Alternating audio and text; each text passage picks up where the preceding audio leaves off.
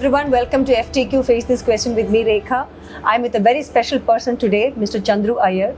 He is British Deputy High Commissioner to Kerala and Karnataka and Deputy Trade Commissioner to South Asia. Welcome, Mr. Chandru. Thank you, Rekha. Thank you for having me on your show. Yeah, thank you so much.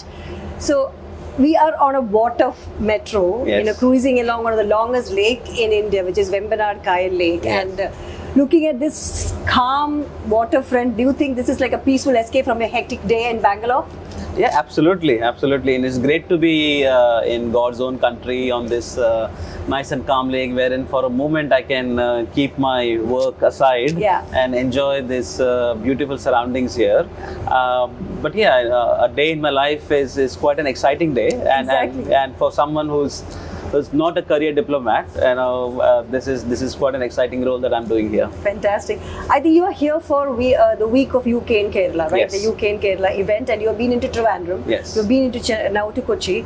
And what was this whole week looking like? What was? So we kickstarted the week earlier this week in Trivandrum, the political capital of you the met state. our Chief Minister? Yes, and the Chief Minister was very kind enough to launch this week for us. Yeah. And the whole idea of doing this week in Kerala is to show our commitment to the state. Yeah. And to say that UK is here to work alongside Kerala and the people of Kerala to create a collaborative environment wherein we can work together in various areas which are of importance for both the regions. Yes. So I think talking about your life, can you tell me a little more about yourself and what led to this coveted position in the UK Commissioner? Thank you, Rekha. So I'm born in India. Okay. And spent I'm a Tamilian by origin. Exactly how much Tamil words you know, Mr. Chandru Iyer? Can I know? Na romba nalla Tamil pesuven. Oh, that is cool. Yes. So I speak Tamil at home, but I spent all my life in Maharashtra. So I speak very good Marathi. Okay. So I don't know how much Marathi you can speak. I only know Amit.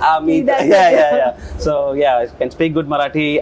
So spent my early life in India, then worked here, and then went to the UK in 2008 and worked in the field of consulting there for almost 15 years. Electronic engineer by profession. Electronics engineer, done my MBA, and worked with a couple of governments here for the Australian and the Finnish government here in India before I went to the UK. Okay. So worked in the UK for 15 years, and then one fine day this fantastic opportunity came up, and I said, let me give it a try. And then one thing led to the other, and the Shah Rukh Khan dialogue, when you want to do something, the kainat comes together and make it happen. And picture abhi baki hai mere dost. Exactly. So so for a first generation migrant who went to the UK in 2008, became a British national in 2016, and now I've got this great honor and privilege to represent the country that's given me and my family so much, to be back in my country of origin and try to further strengthen the relationship between the two countries. Yeah, I mean, coming back to your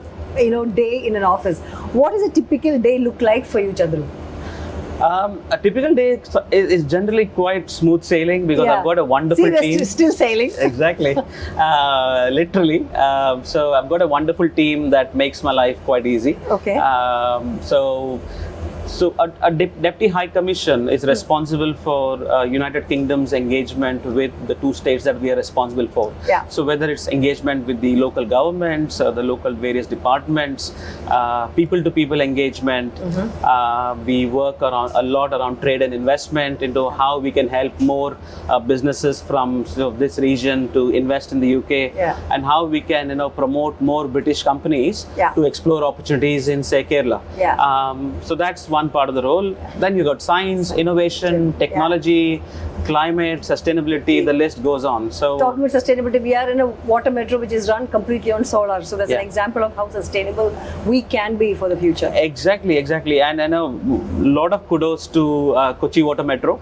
Thank you for hosting us today, and it's great to be on this Vembanad Lake in a boat, which reminds me of our boat rides on our Thames River back in London. So home away from home, as they say. Good one. So actually, I'm seeing this kind of a huge shift in terms of youngsters wanting to study in UK, from Kerala, because I'm from Kerala. Correct. once upon a time, one team member in a family will go to the UAE. Now it is replaced by UK. Yeah. Right? Yeah. Because have you seen, is this a pattern happening, or when did this paradigm shift happen? So UK has historically been a place where Indian students love to go and study for more reasons than one. You know, we've got some fantastic universities. Yeah. The top 4 in the world belong to the UK, and some phenomenal areas of opportunity for our Indian students to go and study there. And what we have seen over the last almost a decade is a shift in terms of more Indian students going to the UK and getting professional qualifications and then making a living for themselves. Last year we gave 160,000 visas to Indian students, and many of them came from Kerala, which we are very proud of. And also I look at Indian students who go to the UK and study as some who when they come back, they're ambassadors for us. They've had a great time in the UK and they come and talk about the story to others, and the word of mouth is really what helps us to get more and more students to come to the UK. Any interesting conversations you had with those students to just tell me what exactly how they were experiencing UK? Yeah, we love to talk to students when they are going to the UK, to help them sort out with any kind of apprehensions or ensure that their journey into the UK is as smooth as possible. And then of course while they are there, the local universities, the local systems on the ground ensure that their safety, their ensure that they are well looked after, and then we keep in touch with them. There are organizations that are alumni associations. The Oxford Cambridge Society is a great society that I'm quite actively involved with, and they in fact even do live telecasting of the very famous boat race, which again links to Kerala, isn't it? So there are things like that which we do, which just to ensure the connect is kept between, even though they have come back to India, we ensure that that relationship is alive. But do you, according to if we're seeing the trends, what are the 3 topmost job opportunities students might get in UK, post your study, in terms of their career progression, if you have to be in UK? So it all depends on what line of discipline of education that they are going after. Areas where we see a lot of opportunities coming through is AI, which our Prime Minister is very keen to position the United Kingdom as the AI capital of the world, and we are very keen on ensuring the safety and the regulatory aspect of AI. A lot of work happens in fintech. Fintech is another great area with a lot of opportunities because London, the financial capital of the world, big on technology, so we see a lot of action there. Biotechnology, we're big on that as well. Healthcare, we see a lot of Indian health tech companies looking for opportunities there. That's what you have 2 roles, right? One is of course being a head of post, and then also taking care of the trade links and business. Correct. Do you think specifically any potential sectors or even industries having a for collaboration, which is looking at more significant potential for collaboration? So let me give you examples like from Kerala, just to drive home the point of the kind of opportunities that are there, which companies and entrepreneurs from here look to take advantage of.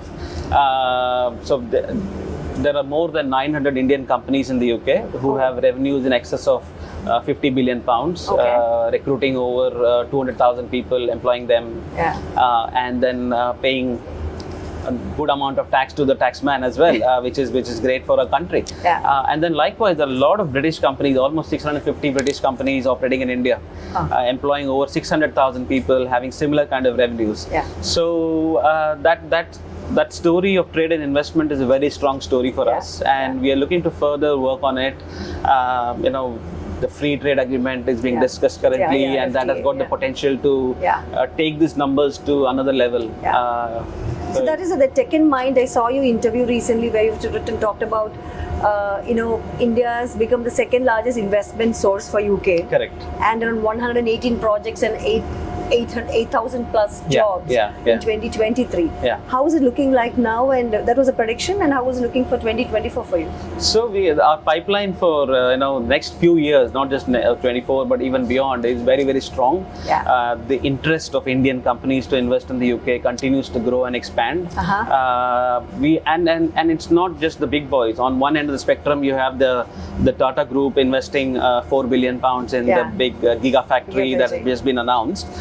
But the other end of the spectrum, we have startups, Indian startups. So we took a delegation of over 100 Indian technology startups to London Tech Week. Yeah. And out of that, quite a few of them, almost 5 or 10 of them decided to, set up a presence there and then. Yeah. And then we are having active discussions with others. So, there's wide variety of the type of companies, the size of companies, the sectors.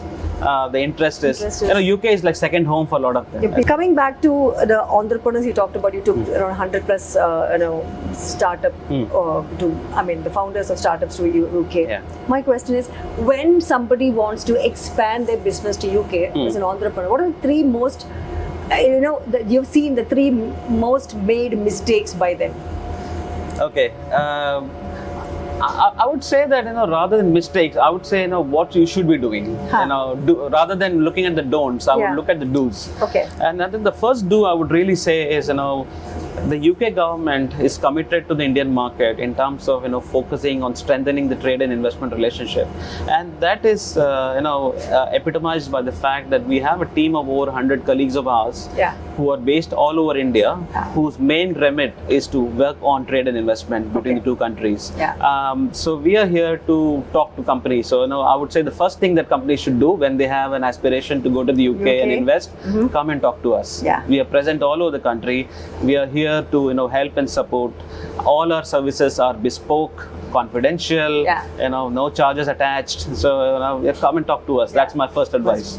One more thing, this is one of the oldest buildings Aspinwall as a company, and I'm sure it's like from the old British colonial building, and so just wanted to show that. And I think it's closed now, but my father used to work in this company. Oh, that's lovely. Okay. And do we know what did they do? They used to be, I think, trade manufacturing. Okay, that's what it is. I'm not more into that, but I remember my dad always telling me that he used to work here. Okay, and some lovely, That is another hotel which is called Brandon Boatyard. So this is I think we're going into the Fort Kochi where you have more of. So you're talking about do's and don'ts of all the mistakes or the best things for entrepreneurs to come and do. So the first do, as I said, come and talk to us. Second is go and experience for yourself. Sometimes we feel sitting here that the opportunities are there, but how do I do it? And how should things work out for me? There's a bit of skepticism. So I would always say that go and experience for yourself by taking a visit, and again, we as the government department can enable meetings for you and connect you with the right people. And the third thing is, what I see is entrepreneurs of today in India are a lot more risk-taking. I would say that, so there is a lot more cash funds available for investments. And they're more aware on the resources happening. Exactly. There's so much of stuff and information available online and otherwise that it just makes their whole plans quite easy to navigate. Again, I'm giving a tour guide now. There is a Port Trust building for you. So Cochin Port Trust. Sounds good. Enjoy this view and the moving into your it's great to get a feel of Kochi by the water. Otherwise you. But you are a vegetarian. I am a vegetarian, so what do? I look after the interests of those who are floating in this in this lake. That's a good one. So living in UK and not having fish and chips, but I understand that you are a vegetarian. Yes. So talking about that, what the culture, I'm sure being in this role, you need to also fostering the local communities and also engaging with people. So how is that happening from your side? So I would say that the word that really defines all of this is the living bridge. So it's a term that was coined by Prime Minister Modi when he came to the UK in 2015, and it's a word that really defines what the India UK people to people connect looks like. Today there are more than 1.6 million people of Indian origin in the UK. UK. Wow. And they are contributing to the United Kingdom in more ways than one. And it starts at the very top with our Prime Minister, who is of Indian origin, and then we have health community. Exactly. So we are very, very grateful to the nursing community and the doctors from Kerala, especially, who have gone to the UK and contribute significantly to the NHS. We have a lot of technology professionals from this region coming and working there, and so that connect is so strong. Yeah. So sometimes I feel Diwali and Onam and Pongal is celebrated much better in the UK than here. Yeah, Diwali at Leicester in Leicester is one of the biggest in the world. And likewise, you have Diwali at Trafalgar Square, which is a big one. And we have all other festivals which we celebrate throughout the year. And just to talk a bit more about the culture connect, I was talking to Sanju Samson. I had a great chat with him yesterday. He did my interview and came to you. So he preferred me to you. Yeah. And we had a great chat about how he's a world famous cricketer with roots in Kerala, captain of the Rajasthan Royals, which is a team owned by British investors. That's again a connect between some of the softer connect. Wow, I never knew that connect. Okay. Exactly. Right. And I don't know whether you saw the adverts of Wimbledon and I think it was the Premier League, which talked about the Kerala Connect. Kerala Connect, yeah. So again, and the great thing is that Kerala is one of the best marketed state, not just in the country but in the world. For tourism and things like that. So we have a lot of British tourists who come here. Just to it's not just one-way traffic. It's other way as well.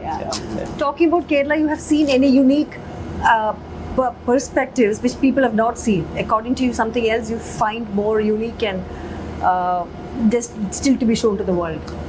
I think it starts from the people. A very warm, group of people who represent the state, very hospitable, and that kind of reflects in the why people would like to come here. It not just for nature, but you also want to experience good hospitality, and so I think you see a lot of that, and because of the higher literacy rate, some of the things that Kerala state government and the Kerala state is doing is way ahead of the curve. So we had some great discussions around gender diversity. And some of the steps that some of the organizations are taking here is just amazing. And in fact, this evening I'm hosting an event with the LGBTQI community of here.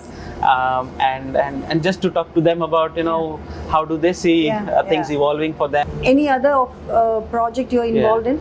Yeah, so we are in Kerala, as I said, for the UK in Kerala Week, but along with that we are also launching the India UK Alive with Opportunity campaign, lovingly known as AWO.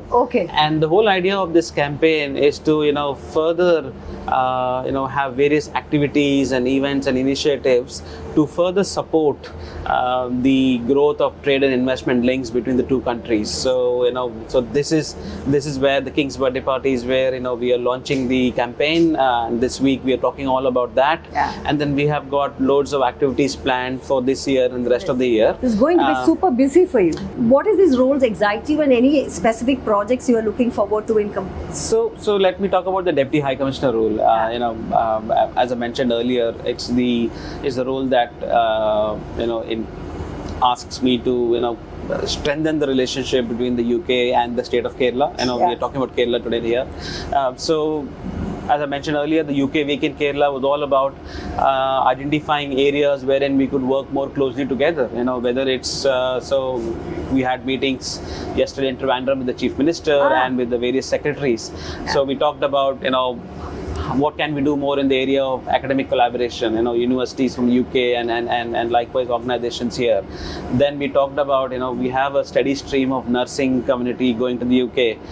What can we do more to ensure that that whole process is very streamlined and, ensure that nothing untoward happens to the nurses as part of the process, the recruitment process.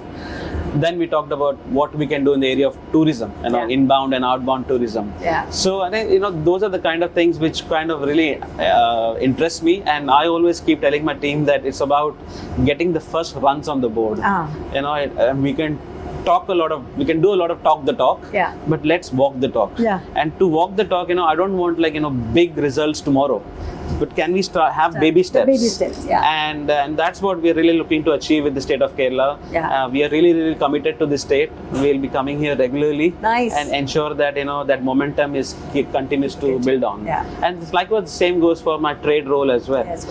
We are very, very keen to. So we had a great meeting with the startup mission here, the CEO. Kerala Startup Mission. And we told them that we would like to engage more and more with the startups and take them to the UK and say take their global aspirations and make it work for them.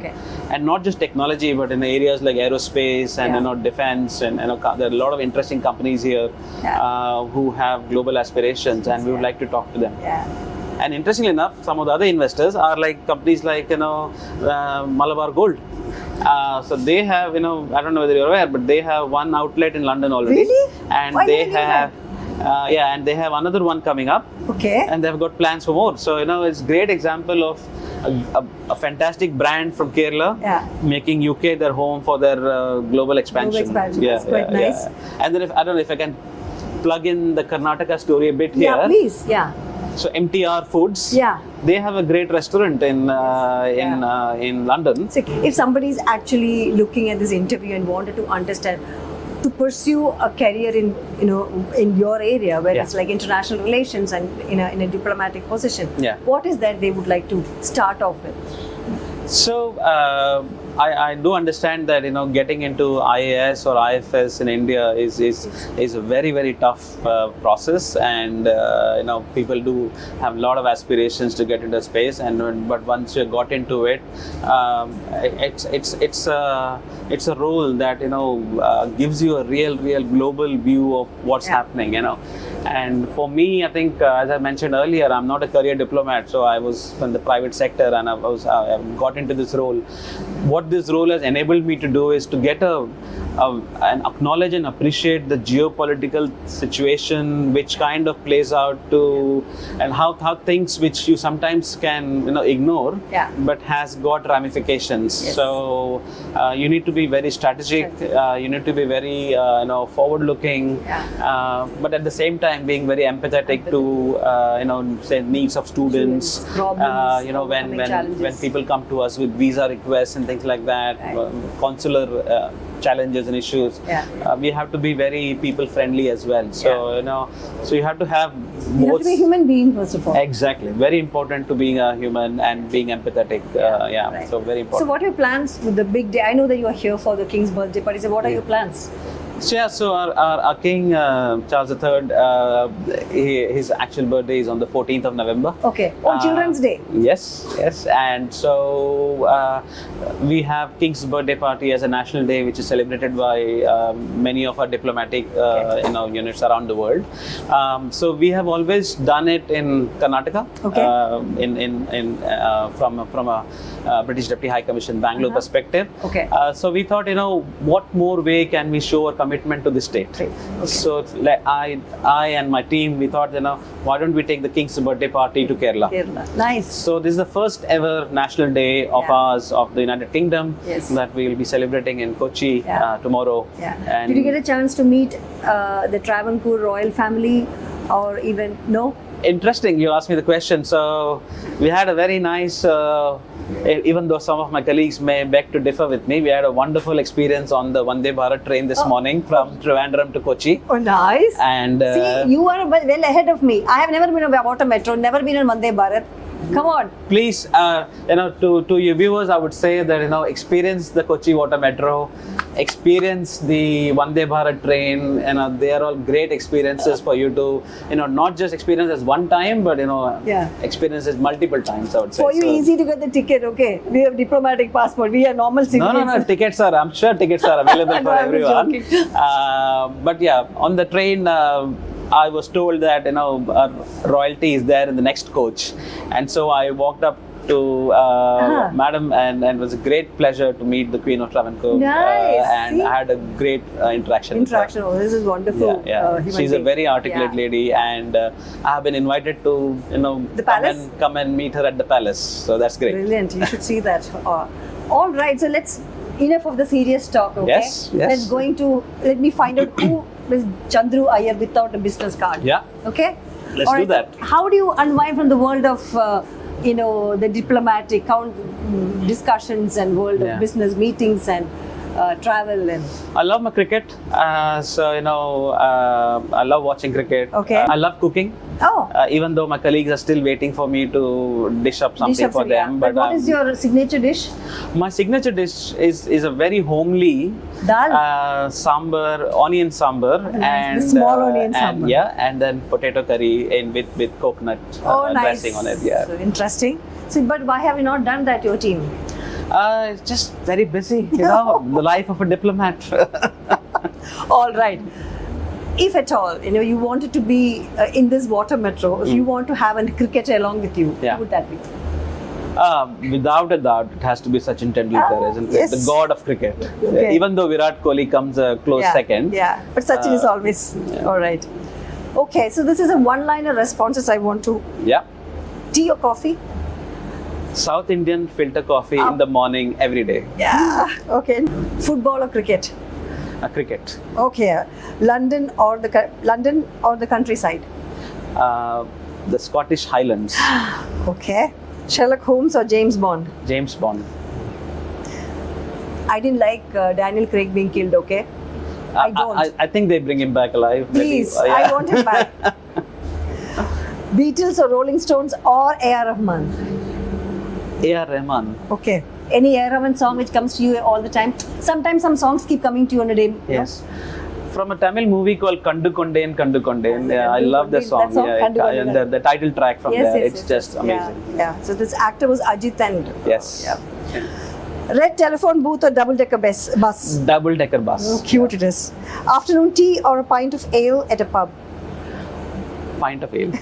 Okay. Wimbledon or the Royal Ascot? Wimbledon. What's your favorite? Who was your favorite tennis player? It used to be Boris Becker. Now it's Nadal. Okay, so you're not gone to Novak or even to. No, it's always Rafael Nadal. Okay. Yeah. Shakespeare or Agatha Christie?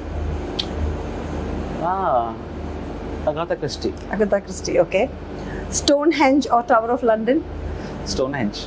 Okay. Daniel Craig or Benedict Cumberbatch? Daniel Craig. Okay, I know that answer. Olivia Colman or Claire Fay? Olivia Colman. Yeah. Much she better. has been fantastic. Yes, exactly. Yeah. And how do you know that your team, when you're having a bad day, how do your team know that? Is it your expression or you don't speak? I think well, I don't know whether it's a positive attribute or not, but it shows on my face. Okay. I go into a shell. Okay. And I think people do realize come that. Back to you? They didn't ever come near you? No, mine is a very open door thing, so people can come in, and so my colleagues do know it. Okay. And I've got a great deputy who sees through it, and then comes and has a chat with me, and then next day, I'm a different person. About your family, so are you homesick because your family is in London and you are in Bangalore?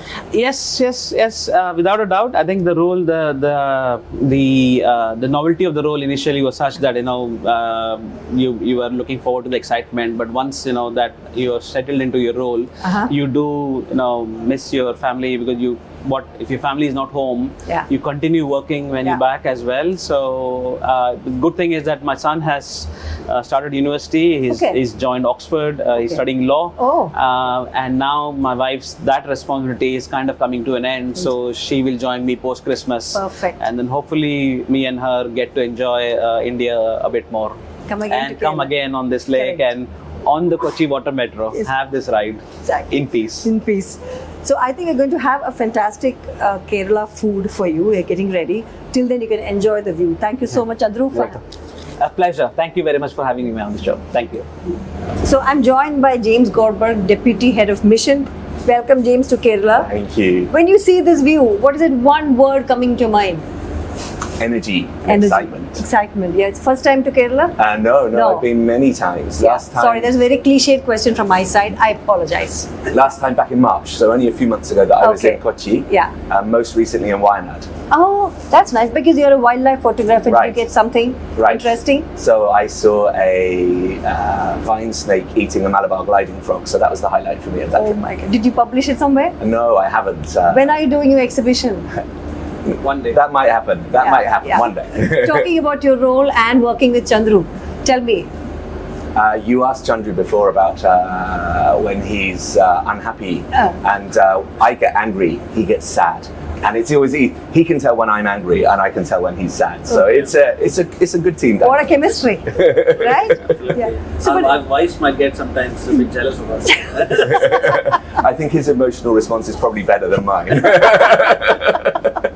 So, but when you have to have two states, handling two different states and bigger states in South India, and this kind of responsibilities along working with Chandru, so what is it that excites you every day to come to work? There's so much that's happening in South India. I'm lucky enough, it's been my home for nearly 6 years. And it's always a real treat to come to Kerala and see what's happening here. Yeah.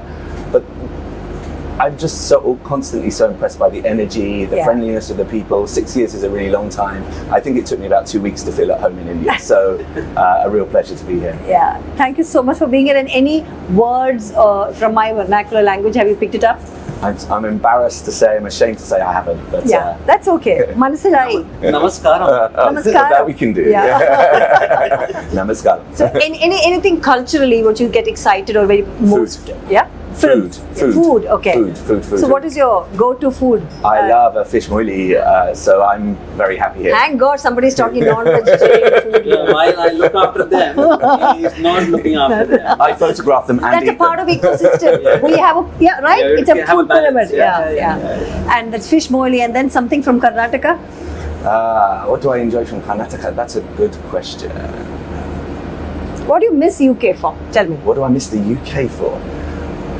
I miss a supermarket, which is a crazy thing to miss. Yeah. But I really miss being able to go into the supermarket and get anything I want at one time in one place. And then you compartmentalize, and then when you come to India, you look forward to the things that you will benefit from. So I love being able to use Swiggy or Zomato and having things delivered. Oh, yes. Instantaneous UPI. Okay. How amazing is UPI? Obviously a product of very talented people in Bengaluru and Karnataka. But that's really exciting. So there are things that you sort of put in your mind that you're going to leave behind, and there are things that you look forward to. So if you have to talk about an autobiography of both of your career as a book, what will be the title? I'm just giving a chance. You can just say no to it, also no problem. For mine, it would be less than straightforward. And for you? For me, it will be The Accidental Diplomat. Accidental Diplomat. Thank you so much, James. It's a pleasure talking to you as well. Lovely meeting you. A pleasure. Thank you very much, Bharati.